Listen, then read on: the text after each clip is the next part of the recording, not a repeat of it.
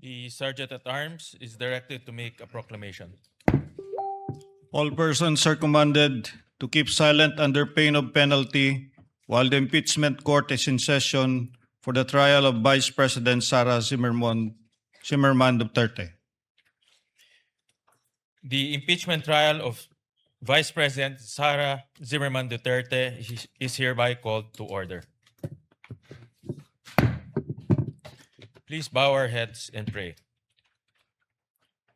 Heavenly Father, we come to you seeking the gift of your grace as we gather in this august chamber to fulfill our duties as senator judges.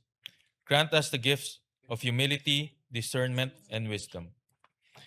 Keep our sights set firmly on the truth. Guide our hearts towards the pursuit of justice and the preservation of the rule of law. Bigyan mo kami ng tamang pag-unawa. Gawin mong gabay at inspirasyon ang iyong salita sa lahat ng aming gagawin. Tulungan mo kaming maalala na ang batayan ng aming tungkulin sa hukumang ito ay ang saligang batas at ang tiwala ng bayang Pilipino. We humbly lift the work of our hands in submission to your will for the defense of all that is good and the service of our nation. This we pray in your holy name. Amen. Amen. The clerk of court will now call the roll. Roll call of members. Senator Judge Aquino. Senator Judge Cayetano Ala. Senator Judge Cayetano Pia. Senator Judge De La Rosa. Senator Judge Ejercito. Senator Judge Estrada. Senator Judge Go. Senator Judge Ontiveros. Senator Judge Lacson. Senator Judge Lapid. Senator Judge Legarda. Senator Judge Marcoleta. Senator Judge Marcos. Senator Judge Padilla. Senator Judge Pangilinan. Senator Judge Soto III. Senator Judge Tulfo Erwin. Senator Judge Tulfo Rafi. Senator Judge Villanueva. Senator Judge Villar Camille. Senator Judge Villar Mark. Senator Judge Zubiri. The presiding officer, Senator Judge Escudero. Senate President Gatchalian. With 19 senators present, the chair declares the presence of a quorum.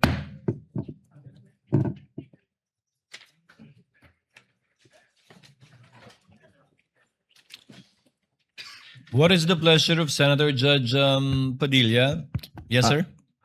Magandang tanghali po sa ating tagapamahalang hukom Magandang hapon din po. at sa atin pong Ginoong Pangulo. Nais ko lamang po magbigay ng isang maiksing manifesto. The gentleman has 2 minutes. Maraming salamat po. A'udhu billahi minasyaitanir rajim. Bismillahirrahmanirrahim. Mga mahal kong kasama, nais ko lamang pong idulog sa inyo ang aking nararamdaman, ang isang damdaming masasabi ko pong nagtatanong sapagkat ang mga nangyayari po sa ating hukuman sa mga oras na ito, hindi ko po alam kung ito ba ay eksakto lang na nangyayari o ito po ba ay sinasadya. Katulad po ng pagkakakulong ng ating dalawang senator judge na si Senator Jinggoy Estrada at si Senator Rodante Marcoleta. At ang kagiyat pong pagdating ng aming mga masasabing galing sa ombudsman, sa akin, at kay Senator Alan Peter Cayetano. At kahapon, pagkatapos pong ng isang araw na mabanggit ang patungkol sa pagpunta ng ating mahal na NBI Director sa Bangkok, at ito po ay kinwestiyon ni Senator Alan Peter Cayetano, kahapon po ay biglang lumabas ang isang pahayag na iniimbestigahan daw po yung patungkol sa pangyayari noong Southeast Asian Games. Ito po ba ay eksakto lang o ito po ba ay merong dapat tayong pangambahan? Sapagkat, alam niyo po, ako din po ay dapat ay pupunta ng Iran. Sapagkat isinagawa po ang pagbibigay-pugay sa namatay na kanilang leader, spiritual leader. Pero hindi po ako tumuloy dahil may impeachment po tayo. Tanong ko lamang po sa ating mga kasama, dapat po ba tayong mangamba?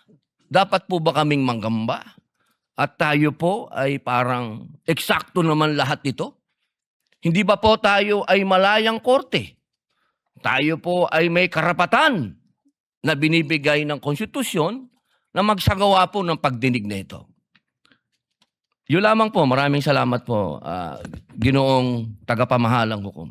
The manifestation of Senator Judge Padilla is noted. What is the pleasure of Senator Judge Mr. Cayetano? Presiding Alan? Officer, Rule 6 of the impeachment proceedings is that the rules of the Senate is suppletory, and if there is anything that affects the honor, integrity, or the functions of us individually or as a Senate here as an impeachment court, someone can rise on a question of personal or collective privilege. I won't do that, but may I just respond to what Senator Padilla said, since my name was mentioned and since the investigation announced by the NBI yesterday seems to be pertaining to this person as chairman of the 2019 Organizing Committee of the Southeast Asian Games.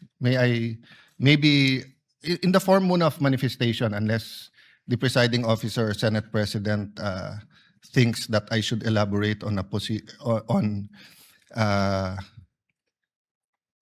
by asking for time on a personal collective privilege, but I don't want to start that Senator proceeding. Judge Cayetano may make his manifestation. For the record, sir. So, first and foremost, sa sinabi po ni Senator Padilla, I won't ask na ipa-play na yung video, but quite exhaustive yung sinabi ni NBI Director about the Southeast Asian Games.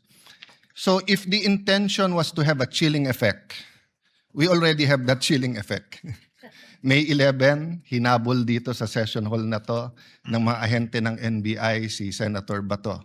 May 13, nagkaroon ng enkwentro, putukan,